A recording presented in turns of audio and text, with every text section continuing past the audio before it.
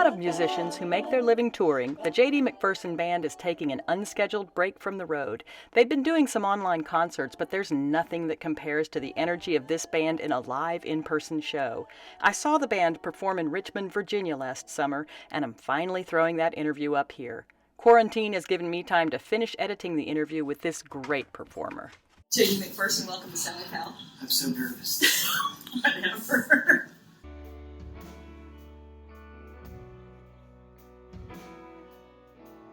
Bathroom, and that could include the shower, or hotel room, or a moving vehicle. It could be an airplane, a car, or a bus.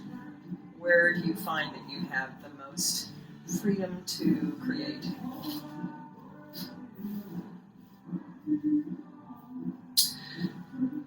Absolutely not a moving vehicle. You know what, though? I have written in a moving vehicle in none of the other two places. But I feel like moving vehicle is the worst one. But actually, I've written maybe 3 or 4 things in a moving vehicle. But it's not ideal. It's just because you spend a lot of time in moving vehicles. Right. Do you find that there's an ideal space where you feel free to create? Do you meditate? Do you have to do it in the morning, in the evening, or do you just whenever it shows up? So I've produced things under 2 sort of different platforms. One is under complete duress, when I am up against a deadline and miserable and losing my mind, and that was kind of like the first 2 things I made were actually the first 3 things. The first 3 records were that way, yeah. Okay. The third one was the worst. Maybe the second one was the worst. I was probably driven closer to madness by the second one than the third one, but the third one was just problem after problem after problem. So that's one way to do it. And then the other way to do it is the last thing we did was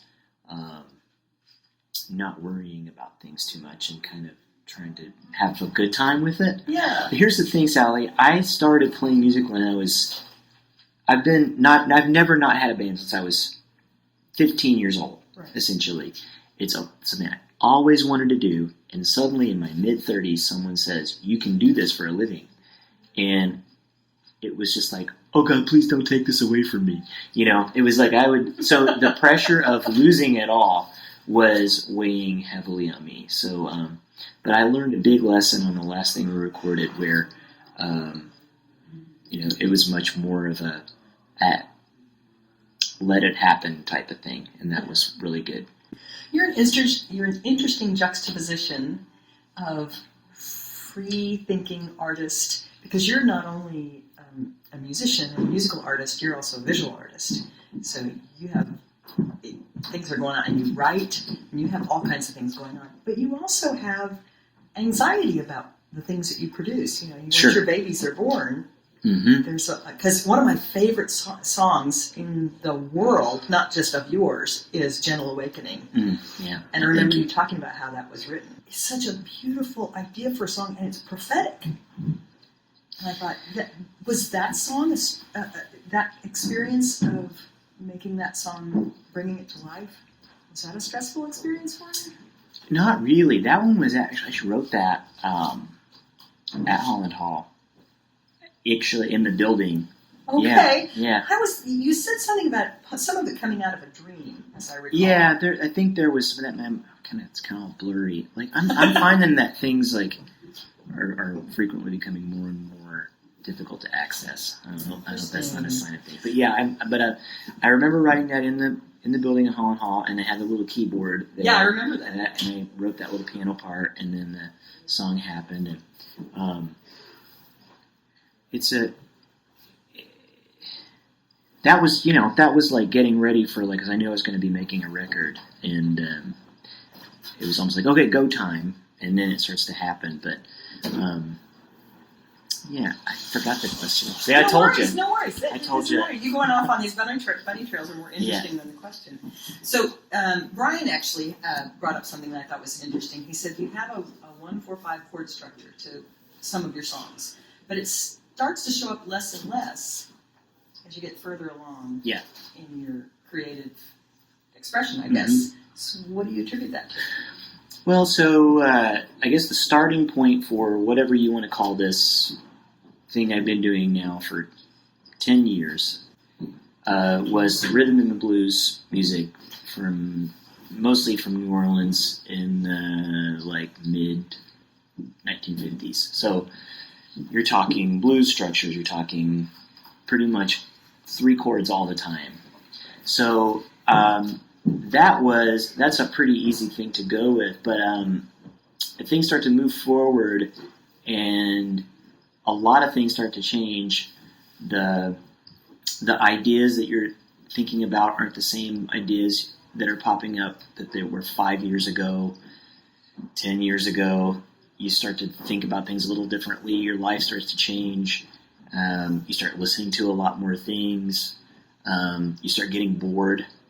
You start playing venues that maybe are a little bit larger that don't lend themselves so well to acoustic instruments as much. That's theirs. All those things kind of have an effect on writing, and a drummer changes. You get a new drummer, and all of a sudden a drummer. Well, Jason's been with us for 8 years, but the first as soon as we got Jason, it was I couldn't write the same way with Jason. I actually had more ideas when I knew what Jason was capable of. I was like, wow. So things can get loud, and we can get louder. Yeah. So a lot of those things have to do with why, but I think it's just kind of more of a natural progression. But one thing is that I don't want things to get more complicated. Just maybe keep myself interested more. I love to see that you're not stuck at all. It doesn't occur to me that you're.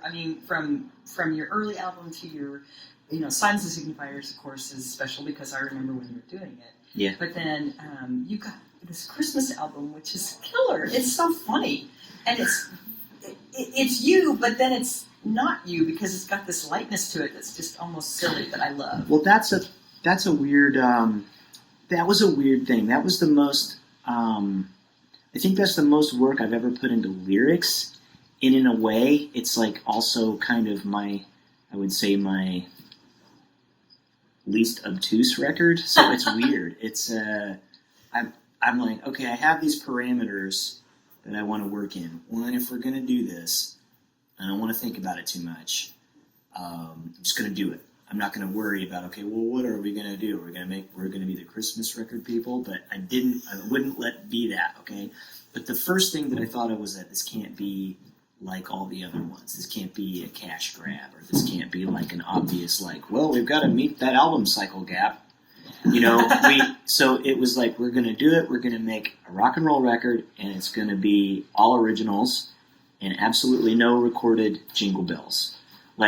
Because one of the things that happen on Christmas records is that's the first thing, is that you put that dadgum jingle bell on there. And so, I don't know, just trying to think of ways to do it without hitting all those tropes, Even though it's fun and light, it's so ambitious, I think. Well, it didn't seem ambitious at the time. Like I said, it was almost kind of just happening, but having those parameters in place really kind of helped it come together more quickly. But I put way more work into it. Was a different kind of writing. I was actually trying to write almost well, I said, okay, if I were going to write Christmas songs, what would it be? It would be if Jerry Lieber and Mike Stoller wrote for the Coasters for Christmas songs, because they never did. The Coasters were their number one muse. Yeah. And they wrote Christmas songs for Elvis. They wrote Christmas songs for, I think, maybe Peggy Lee. But they never wrote for their, vessel, So that was well, what if they did? And that's kind of, how it became so easy. It was almost Was it, I feel like you had fun on that project. So much fun. That's Start so to finish. And it shows. It shows in the whole thing. It shows in your interviews. I watched a few of your interviews, which is cool. Okay, I have 2 more questions because I know you've got to get ready for a show. Okay, as we pause for the flushing I don't know, I think the toilet flushing is a nice rock and roll sound. Yeah. It's all rock and roll. The first question I have is, you play with sounds so much. Oh, yeah. And that seems to be a hallmark for you. I don't hear that kind of sound play in contemporary music. So I'm sure that's has to do with your playing with the vintage equipment and all of that. Do you get a sound and you just want to build a song around it? Oh, yeah. Well, the experimenting with sound thing comes from two kind of places. One is that I feel like I really consider sonics to be language.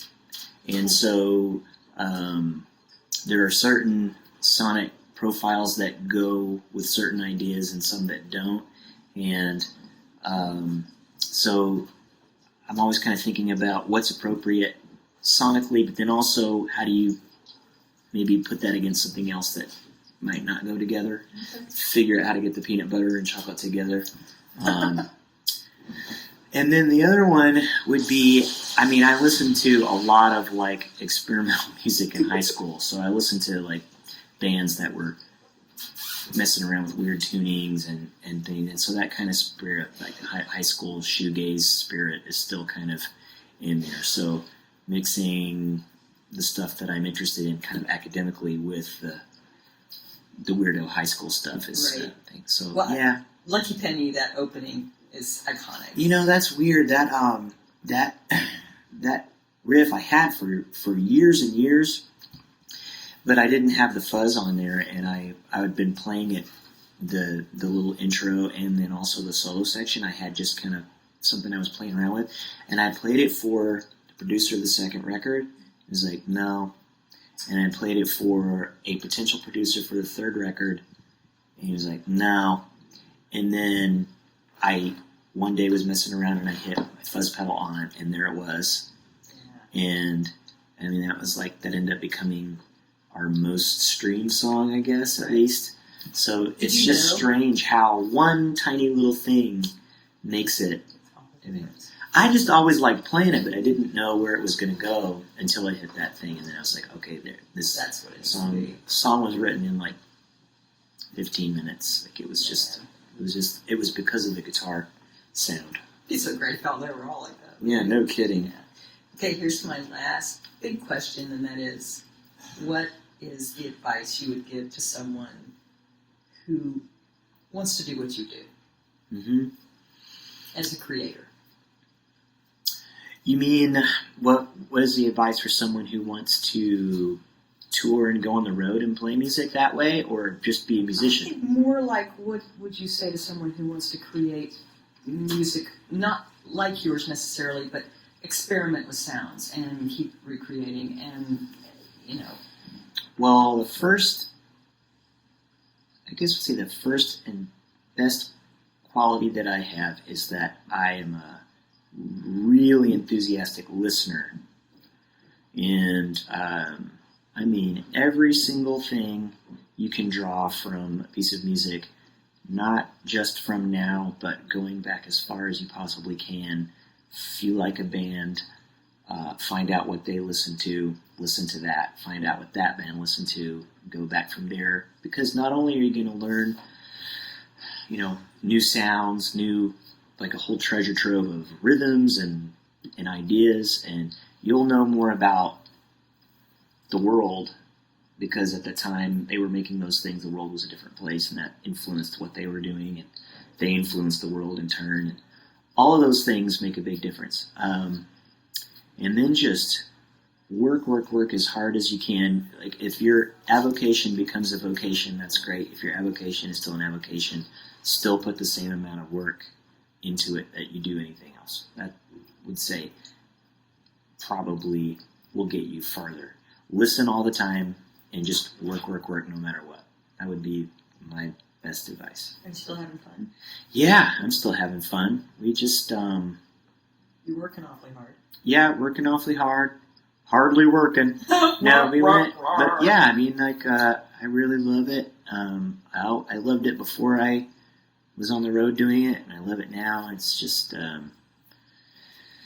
like, we were saying earlier, just trying to keep the eyes on the road and not worry about it too much. A lot of fear has gotten in the way of me enjoying a lot of things. Not just in music, but, like, even in life. Like, I remember years ago I kept thinking, this isn't life. A few years down the road, that's what's going to be. my life. Oh, not this house, not our little, starter house, the house we have down the road, or this car, or that car, or whatever. Those are really, really stupid things to be thinking. Like, I missed so much presence over the years by thinking that way. I think that kind of comes with age.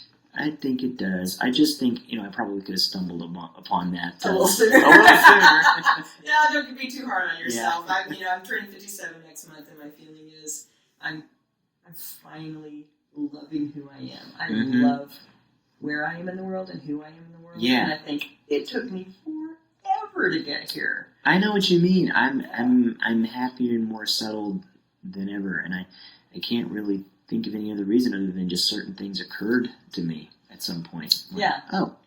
Yeah. And you think when you get older you're going to hate it, but it turns out it's not so bad. Coffee tastes better. Sleep is better. Oh my God. Everything is better. Best, right? Yeah. Yeah, dancing in the supermarket. Yeah. That's right. That's right. You're the bomb. Oh, Brian wants me to ask you, favorite Disney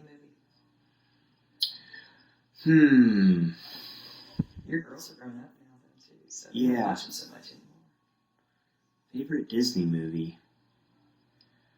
Well,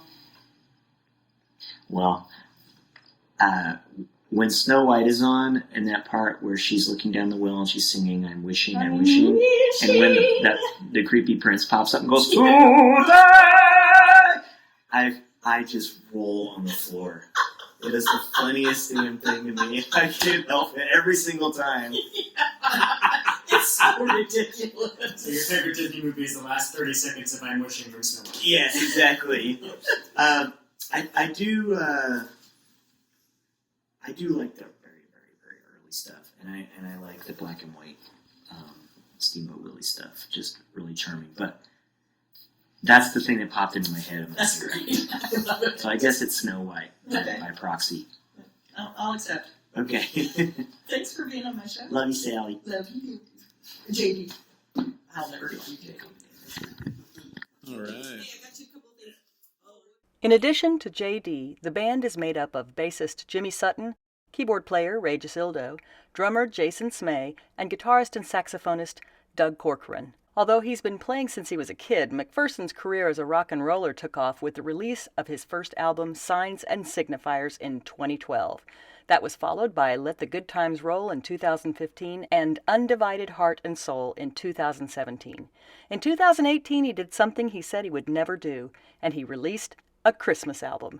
Socks has been hailed as one of the most original and listenable holiday albums to come out in a long time. With 4 albums under its belt, the JD McPherson Band has plenty of original tunes to pull from for these live streams. JD McPherson and I caught up right before his show at Capitol Ale in Richmond, Virginia in July 2019 and talked about making music, fear of failure, and his favorite Disney moment. Look below for links to the JD McPherson store. I know you're going to want to jump on and buy something.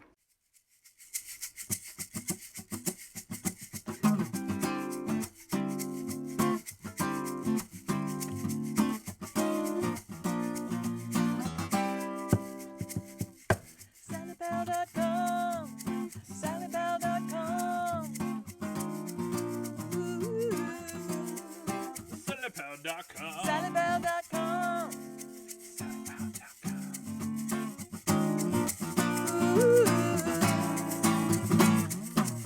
If you want good videos, where do I go? SallyPAL.com. SallyPAL.com. SallyPAL.com.